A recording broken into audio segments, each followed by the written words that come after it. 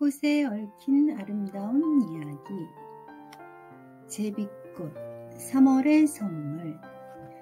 어느 마을에 마르슈카라는 여자아이가 살고 있었습니다. 어머니, 언니, 홀레너와 함께 셋이서 살았지만 마르슈카는 조금도 행복하지 않았습니다. 어머니가 홀레너만 귀여워하고 마르슈카를 못살게 굴었기 때문입니다. 당연하지 않니? 나는 엄마가 낳은 아이인데 너는 아버지가 데리고 온 아이잖아.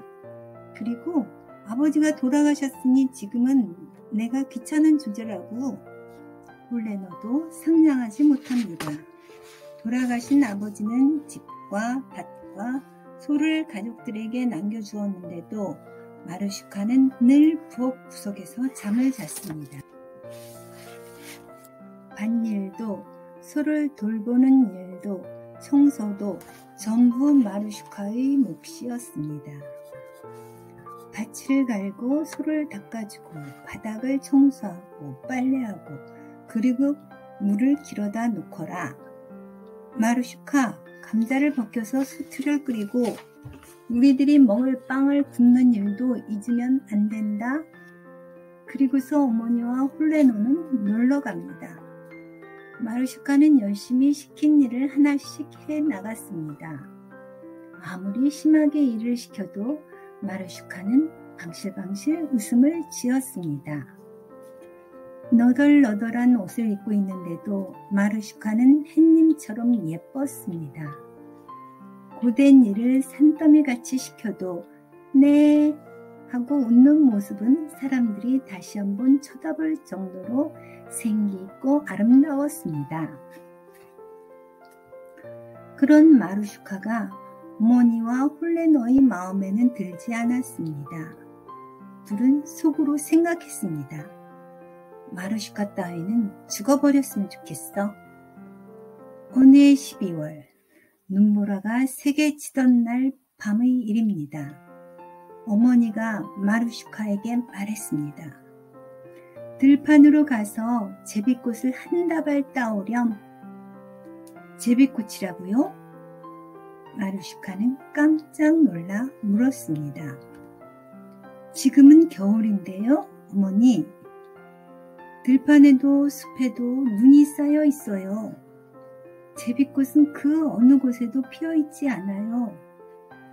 찾으러 가보지도 않고 피어있지 않다고 하는 거냐? 들판을 샅샅이 뒤져보면 분명히 나올 거다. 나도 엄마도 제비꽃을 보고 싶다고. 어서 가서 따와. 어머니와 홀레너는 심술궂게 말했습니다. 바깥엔 눈보라가 치고 있어요. 들도 숲도 걸을 수 없을 정도인데 어떻게 제비꽃을 찾을 수 있겠어요? 고개를 떨군 채 서 있는 마르슈카를 두 사람이 문 쪽으로 끌고 갔습니다. 잔소리하지 말고 갔다 와. 제비꽃이 보고 싶다면 보고 싶은 거야. 외투도 입지 않고 장갑도 털신도 없이 마르슈카는 집 밖으로 쫓겨났습니다. 제비꽃을 가지고 올 때까지는 집에 들여놓지 않을 테다. 홀레너의 목소리가 울려 퍼지며 문이 꽝 하고 닫혔습니다. 3월에 눈이 녹기 전까지는 제비꽃은 피지 않는데. 마르슈카는 중얼거리면서 걸어갔습니다. 어머니도 언니도 내가 죽기를 바라고 있는 거야. 그런 생각을 하자 눈물이 왈칵 쏟아졌습니다. 희고 찬 눈보라가 세차게 몰아쳤습니다. 마르슈카는 덜덜 떨며 걸어갔습니다. 걸어도 온통 흰 눈뿐이었습니다. 몇 번이나 넘어져서 눈투성이가 된 채 마르슈카는 들판을 헤매었습니다. 얼마나 걸었을까요? 눈보라가 조금 잠잠해지고 마르슈카의 눈에 빨간 불빛 같은 것이 보였습니다. 뭐다 불이야? 누군가가 불을 피우고 있어. 가까이 달려갈수록 불빛이 점점 커지고 그 주위에 있는 사람들도 보이기 시작했습니다. 모여있는 사람들은 12명의 남자였습니다.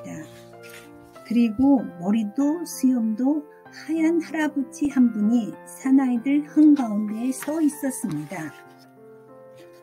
제발 부탁이에요. 불 좀 쬐게 해주세요. 마르슈카는 할아버지에게 다가가서 정중하게 부탁했습니다. 그러려무나 자 이리 오너라. 할아버지는 마르슈카를 쳐다보며 말했습니다. 그런데 도대체 왜 그러느냐? 너는 온몸이 꽁꽁 얼었지 않니? 눈보라 속에서 무엇을 하고 있었지? 제비꽃을 찾고 있었어요. 마르슈카가 대답하자 할아버지의 눈이 동그래졌습니다. 12월 눈보라 속에서 말이냐? 제비꽃은 3월이 오기 전엔 피지 않는다는 것은 알고 있어요. 하지만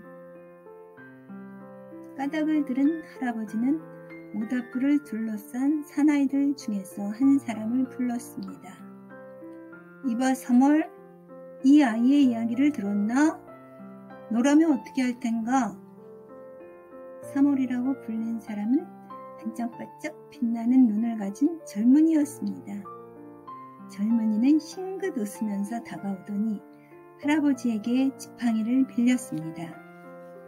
3월인 젊은이가 지팡이를 휘두르자 눈보라가 그치고 눈이 녹기 시작했습니다. 얼었던 나뭇가지에는 연녹색 새싹이 파릇파릇하게 돋고 작은 새들이 즐겁게 노래했습니다. 시내와 샘물의 얼음이 녹고 꽃봉오리도 맺혔습니다. 풀숲에서는 파란 질꽃이 피었습니다. 어서 따거라. 12월 할아버지에게서 빌린 시간은 아주 조금이니까. 젊은이의 말을 듣고 마르슈카는 서둘러서 꽃을 땄습니다. 고맙습니다. 덕분에 집으로 돌아갈 수 있게 되었습니다. 마르슈카는 정중하게 인사를 하고 집으로 돌아왔습니다. 숲속 모닥불 곁에 서 있던 사람들은 12달의 요정들이었던 것입니다. 마르슈카가 막 핀 제비꽃을 한 다발 안고 들어오자 어머니와 홀레너는 놀라서 입을 딱 벌리고 말았습니다. 도대체 어디에 제비꽃이 있었니? 숲속에 많이 피어 있었어요.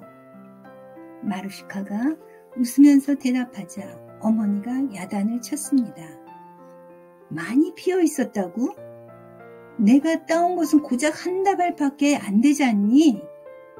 겨우 대여섯 송이밖에 안 되잖아. 한 다발이라고 하셨기에. 넌 정말 바보로구나. 넌 12월에 진짜 제비꽃을 땄다고. 그리고 이 꽃을 시장에다 내다 팔면 큰 돈을 벌 수 있단 말이다. 괴짜 임금님이 제비꽃 한 송이에 아마 그마 10잎쯤은 주실 텐데. 어머니는 마르슈카에게서 제비꽃을 빼앗았습니다. 두 사람은 급히 서두르며 외출할 준비를 했습니다.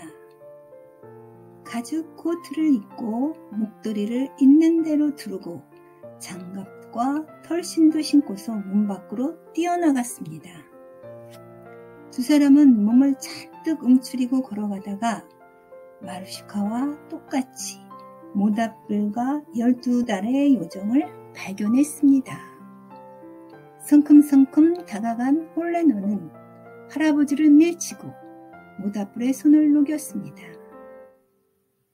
내가 피워놓은 불을 쬐면서 고맙다는 인사 정도는 하는 것이 어때? 할아버지가 말하자 홀레너는 하고 코웃음을 쳤습니다. 어머니도 고맙다고 말하기는커녕 할아버지를 노려보았습니다. 에이, 예의도 모르는 것들. 할아버지는 중얼거리며 지팡이를 휘둘렀습니다.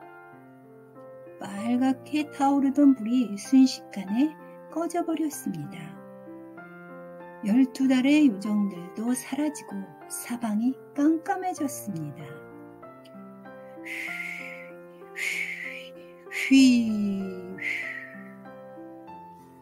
무서운 소리를 내며 눈보라가 두 사람을 덮쳤습니다. 마루슈카는 집 앞에 서서 어머니와 폴레너를 기다렸습니다.